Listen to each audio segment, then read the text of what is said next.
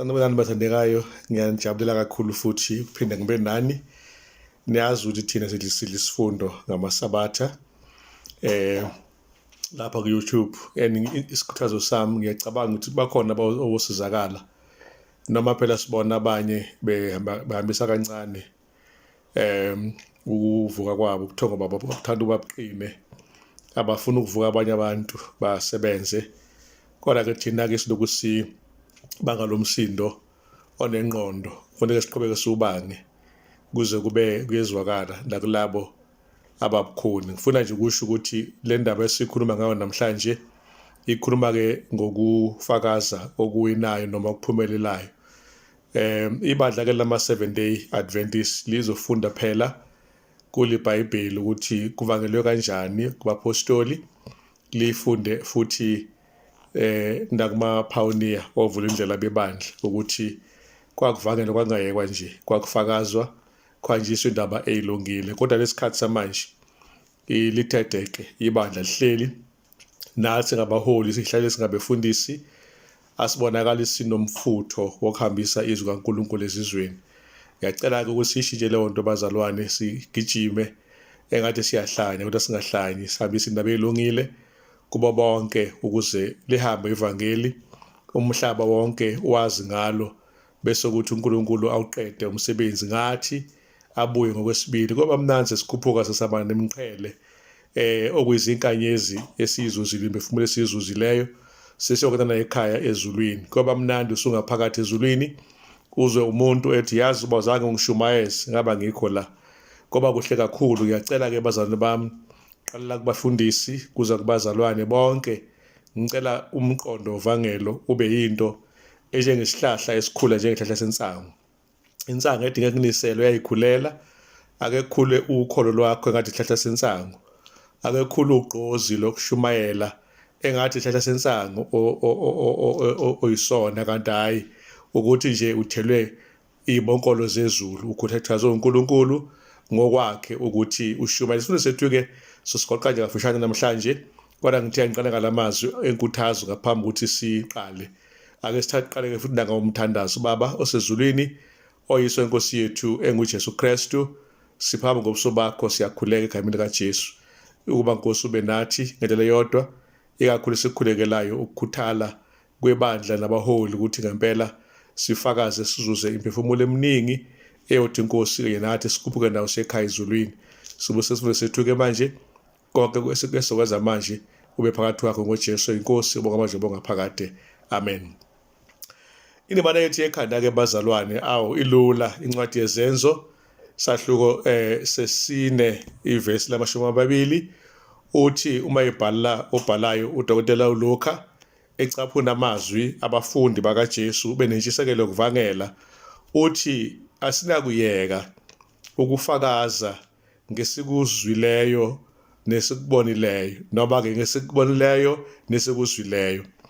Thina sinakuyeka nje ukwenza leyo nto. Yazi leyo nkulumo bazalwane iyangibonisa ukuthi kwakunomdlandla omkhulu abafundi babenawo, engithi Nkosi yami akasisize uJesu singayeki ukushumayela. Kuyimpi khona ukuhambisa ivangeli, kodwa ake siyibambe le mpi ize iyophetha njengamaqhawe singahlihlanga empini. Uma ngibuka-ke bazalwane ngafushane nje, ngifakele ibuko lendaba ngoba ibalulekile ukuthi kukhona amandla bazalwane ahambisana nobufakazi bomuntu obungobakhe ngqo. Kuthiwa lapha-ke uma inhliziyo zethu zifudunyezwa uthando lukaKristu, ziguqulwa umusa wakhe, kukhona okuthile okubalulekile esingakwenza ngalo Jesu. Uyazi bazalwane, lawo magama nje kimi ahambe ibanga elide.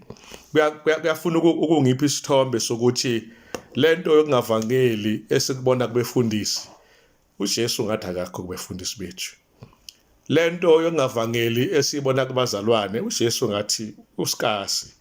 Bazalwane, uma sekhona uJesu emntwini, akuvumi ukuthi ungasho ngaye abanye izinto ezinkulu akwenzele zona. Ufakaza ngobufakazi obungephikiswe. Inkulumo yesifundo sethu iyaqhakambisa ukuthi uma ngabe abantu beyicwasa inkolo yakho nendlela mhlawumbe uhumusha ngayo izwi likaNkulunkulu, kodwa uma sebeza ubufakazi obuqhamuka kuwe bakho, ayikho indaba angayisho. Ngiyacela-ke bathandekayo ukuthi ngempela lento esikwazi ukuyisho-ke nathi sifakaze ufakazi obuqinileyo ngamunye ngabunye, senzele ukuthi abantu bakaNkulunkulu abasizwayo babe nokungabi nazaba zokungalaleli sikushoyo.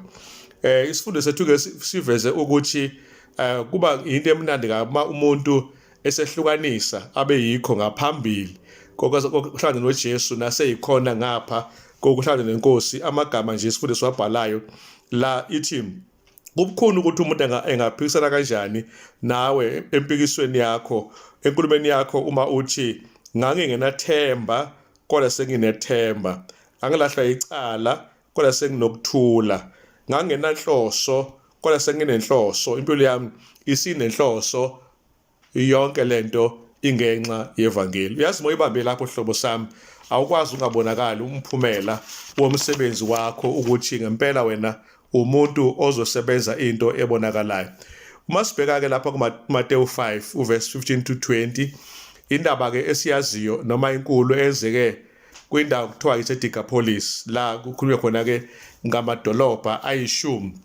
Qhamuka-ke emagameni amabili abhalwe lapha ngumbhali ukuthi lokuqala igama bathandekayo uDika elichaza ishumi, bese kuzoba khona uPolice ochaza-ke umuzi. Ngakho-ke umuzi lo ohlukaniswe igaba eziyishumi.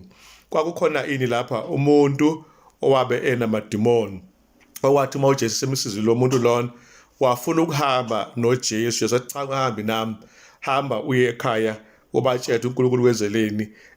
Ngamagama wayethi akahambe ayofakaza ekhaya. Kwabonakala kuwumuntu owufakazi ongalindelekile ukuthi usengafakaza mabeqaphela umlando wabo.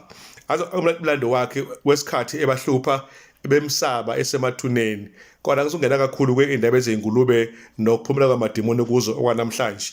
Ngifuna nje ukubuka lo muntu wesilisa ukuthi ngempela wayesephile ngokupheleleyo. Uverse 15 ukhomba kanjalo, ephile saka ngomzimba, ephile ngengqondo, ephile ngomoya, ephile ngemizwa, ephile ngayo yonke indlela umuntu okuthiwa ngayo uyaphila. Uma ngingahle nami ngitsheleke komunye umfundisi ngangomzeshumayela lilanga ekhuluma ngama-fruitful fruits, la ekhuluma khona ngeyithelo okuthi nje ngokubonakala kwakhe ukuthi senkonzweni ukuthi umphakathi linamandla ivangeli nalo siyakhonza. Akho ngiyacela-ke bazalwane ukuthi siqaphele ukuthi lo muntu wesilisa ukuphakama kwakhe angene enkonzweni afakaze ngento ehlele yena iDecapolis. Kwakungamandla ubufakazi bomuntu ongeke kube khona umuntu ongaphikisa. Siqhubekeni sibone ukuthi uma ngabe sikhuluma ngempilo eguquliwe eshintshiwe, impilo eguquliwe bathandekayo iyona eyenza umahluko. Siyathola-ke ukuthi uPetro noJohane baba nesibindi esimangalisayo, babesithatha besibindi, babeguqukile impilo yabo egcwele amandla kamoya kaNkulunkulu ongcwele, bashumayela. Kwabonakala uPetro eyedwa ushumayele kwaguquka inkulungwane ezinkulungwane ezingama-30 babhabhadiswa. Ngaliqhubeka ivangeli beshumayela, kwakwengezwa iy'nkulungwane zabazalwane abasindiswayo ebandleni zonke izinsuku. Kwakuthi uma bengena abantu abasha nabo baxoxa indaba yabo, lona lowo akhuluma indaba yakhe. I-Steps to Christ upage 78 ngigoqa ithi nje make kwafika uJesu wahlala enhliziyweni yomuntu kuzalwa ugqozi, uthando lokuthi lo muntu loyo akwazi ukuqoqela abanye abantu ngomsindisi wakhe. Ngiyacela kwethandekayo nami ake ngahlanyi sibe bambalwa esihlanyayo, ake sibe baningi ebandleni kwi-conference yethu abazohlanyela ukuthi siyalihambisa ivangeli uze luwenze umsebenzi cishe wonke umhlaba kaNkulunkulu. Uma sibhekana sithola ukuthi-ke kukhona indaba enkulu ethi-ke ukwaba ngamava ethu. Umpostoli uPawulu simbona lapha zenzo isahluko 26 usibona kwenzeka inguquko yakhe, uyalandisa phambi ka-Agrippa ukuthi kwenzakalani kweyakhe impilo, uNkulunkulu umsindise kanjani. Kwakubufakazi kwababenza inkosi engamsaba uNkulunkulu ithuthumele ngoba wayekhuluma ngamava angawakhe. Ke simbheke uverse 8 lapha ku-26 ukuthi futhi kanjani. Kungani kube yinto engakholekile kini ukuthi uNkulunkulu uvusa abafileyo? Nawe yamuzwa uPawulu ukhuluma inkulumo emangalisayo yokubonisa ukuthi uvala lisekho ulungana lapha kuba lokhuluma lapha uyena uPaul phambi ka-Agrippa. Uverse 16 wakhona abesethi, kepha sukuma ume ngezinyawo zakho ngokuba ngibonakele kuwe ngalokho ukuba ngikumise ube isikhonzi nofakazi walokhu kungibona kwakho nowalokhu engiza kukubonakalisa kuwe ngakho. Lapha izinto ezigqamile kuhlangana uPaul noJesu ebheke eDamaseko, and uJesu ukhuluma lamagama esesiqeda kwafunda-ke la ngisawaphinda siwazwile. Uma ufuna ukwathola kahle phinda futhi uyofunda sahluko se-26 wonke kuzenzo. Kodwa usemqoka kakhulu engikuthandayo la ukuthi ukhuluma phambi kwenkosi engamesaba uNkulunkulu, efakaza uPaul, okwenza u-Agrippa waba ngempela ngothintekayo ngenxa yokuthi kwakubonakala ukuthi ubufakazi bakhe uPaul buyinto ephilile nento enamandla. Ilawo magama bathandekayo engicela siwaqaphele namhlanje ukuthi ake sibe nobufakazi obungobethu, sikwazi ukuthi ngokufakaza okunjengalokho siyobazuza abanye. Uma ngabe sihlabela phambili siyathola ukuthi lapha sikhuluma ngoJesu ovukileyo.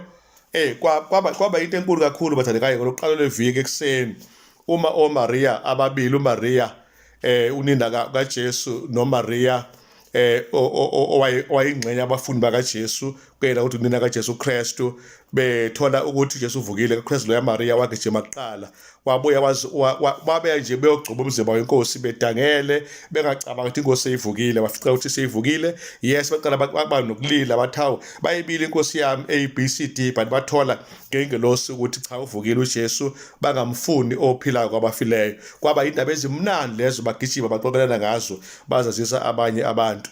Ngifuna ukuthi-ke nathi namhlanje bazalwane, uma sesihlangene noJesu ovukile kwabafileyo, osephila enhlizweni zethu, engqondweni zethu, ake kube lula ukukhuluma ngayo kwabanye abantu.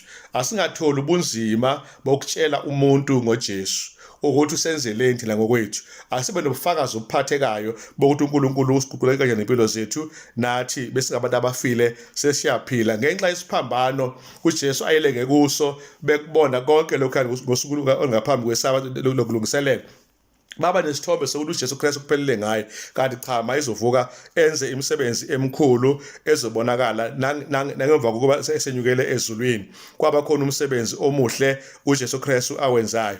uMateyu sahluko 28 uverse 5-6 yasitshela ukuthi abesifazane babegijima engathi impela basha amanqamnqeshe ngenxa yenjabulo eyabe ikhona ngenxa yezindaba zokuthi uJesu Kristu uvukile kwabafileyo. Ngifuna ukuthi-ke uma uMaria axoxela abafundi bakhe bakaJesu isitori sakhe ngovuko lwenkosi, nawe hamba uqoqele abanye nabo abakholwayo mabakuzwe bakhuthaza ukuthi inkosi uJesu Kristu inhle ngani kuwe, ikwenzele ini. Maswakhulume amava ethu, masiphinde futhi sibatshele abanye abantu ngendlela ezobazuza bese ekuphendukeni. Uma sikhuluma apha ngamandla ubufakazi bomuntu, kuyabonakala ukuthi uPaul naye futhi emi phambi ka-Agrippa egcwela uthando kaNkulunkulu, wayekhazimula ngenkazimulo kaJesu eluka kaNkulunkulu, okwenza ukuthi inkosi engamesabi uNkulunkulu, imbone ukuthi uNkulunkulu le ndoda ukhona, uyaphila. Uyazi asikabi nazo inkinga kulesi sikhathi, ingakho singavangeli.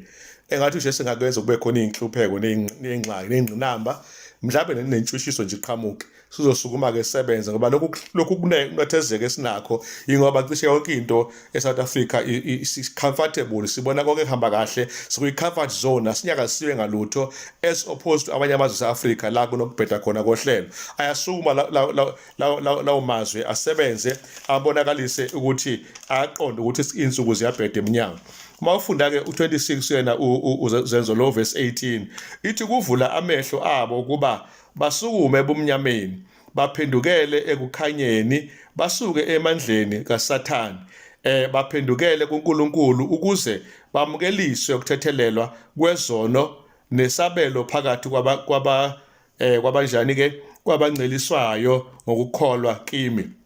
Jesu lokhuluma lamagama uthi-ke ngalokho Nkosi Agrippa angibanga ngongawulaleliyo umbono wasezulwini. uPaul i-argument yakhe ke la uthi ungibona nje nami akho into engizoyenza, izulu lazembula kumina, ngikhuluma ngento ebonakele kimi ngoba into mana ikhanda ishila, ngeke sithule ngesikuzwile nesikubonise ukhuluma ngento enjalo. Wayembona ngamehlo uJesu Kristu uPaul, wamuza ngomlomo wakhe, ngendlela zakhe ukukhuluma naye. Kwakungekho ngempela ufakazi obungathi akanabo, kodwa khona ufakazi obuhle kakhulu. Uthi lapha ke uverse 120, kodwa ngabemezela kuqala kwaseDamaseko nakwaseJerusalem nakulo lonke izwe laseJudiya nakwabezizwe ukuba baphenduke baguqukele kuNkulunkulu benze imisebenzi efanele ukuphenduka. 21 ngenxa yalokho abaJuda bangibamba ethempelini balinga ukungibulala. Bakithi yini kodwa unya ngitholile usizo kuNkulunkulu ngimi kuze kube kulolu suku ngifakaza kwabancane nabakhulu, angikhulumi lutho ngaphandle kwalokho abakukhulumile abaprofethi noMose, ukuze kunjani ukuthi kuzokwenzeka. Ufakazi bukaPaul ngiyayithanda lento ayikhulumayo, ukuthi ngiqala kwisistemeti elidala kusola kwincwadi zikaMoses ukuze kubaprofethi. Ikhona nami engikukhulumayo ngoba ngesikhathi ekhuluma lapha uPaul kwakusekuyiprocess yokubhala kwiTestamente elisha, ngakho-ke kwakungakabi incwadi esikhona esifundwa, kodwa urefera kwiTestamente elidala njengeBhayibheli ayenalo ayelifunda elihambisa ngalo izwi kaNkulunkulu. Uthi lapha kuverse 23 ukuthi uKristu ehlupheka nokuthi engokuqala ekuvukeni kwabafileyo uza kumemezela ukukhanya kuzo izizwe nakwabezizwe. Awuzwa amazwi kaPaul amnandi ngakanani, ivangeli leJesu labo bonke abantu, hayi kuphela amaJuda. Verse 25, kepha uPaul wathi angihlanyi Festu odumileyo, kodwa ngikhuluma amazwi ayiqiniso na uqonda. Wayesekhulumile kuFestu kuye ethi lokhu ufuna ukuthi ngiyakuhlanyisa. Uthi cha ngihlanyi. Uthi verse 26 lapha ke, ngokuba inkosi engikhuluma kuyo ngesibindi iyazi ngalezi zinto, ngokuba angikholwa ukuthi kukhona utho lalokhu olufihlekile kuyo, ngokuba lokhu akwenziwanga enkosini. Ngamagama inkosi yazembula obala kwangafihlekile. uPaul ufakaza lokho-ke, ubufakazi bakhe baba namandla ephakamisa uJesu emenza aziwe. Umbuzo wami uthi mina ngenze njani uphakamisa uJesu ezweni lami, emhlabeni wami, emphakathini wami, ekhaya lami? Wena-ke wenze njani? Hlobo sami, asisukumele uJesu sikufakaze ngaye, sibatshele abantu ukuze bonke benze ukusindiswa. Yazi ukuthi ubuKristu, bazalwane, buyimpilo yobudlelwano noJesu. Uma ngabe singamaKristu njengoba sabhajethiswa kube kuphela, singamalunga nezisebenzi zebandla, singahlangananga noJesu, kuzoba khona inkinga.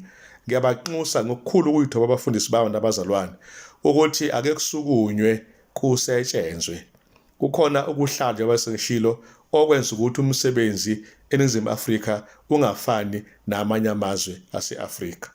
Ama-conferences amanye ayakhula aze ahlukane futhi phakathi ngenxa yokuthi kuyasetshenzwa.